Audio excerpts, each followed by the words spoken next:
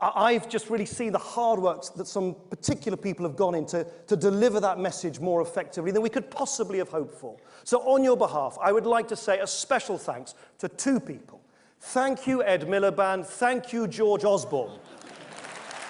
Because, let's face it,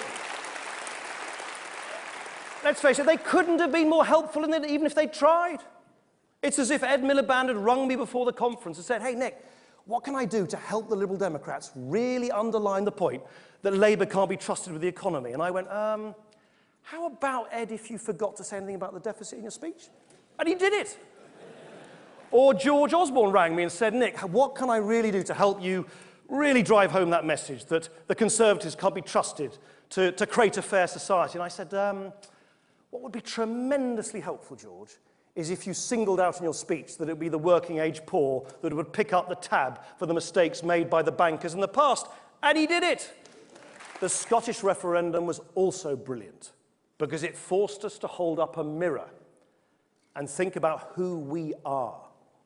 4 nations, yes, but also 64 million people with identities which are distinct yet overlapping.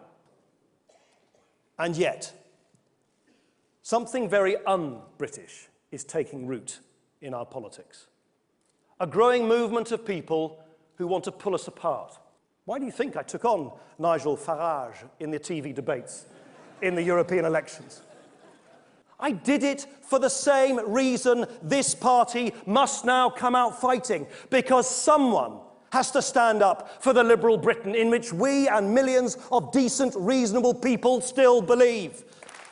Labour won't defend those values. Even after 4 years in opposition, Labour have nothing to say or have forgotten to say anything of any value on the economy. The Tories won't either. We heard all we needed to know last week. Compassionate conservatism is dead and buried.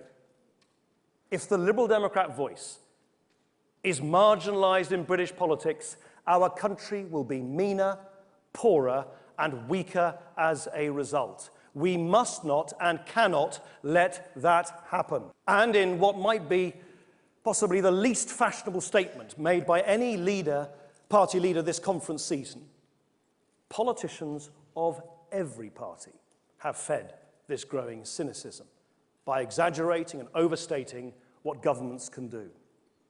We've all done it. I've been there.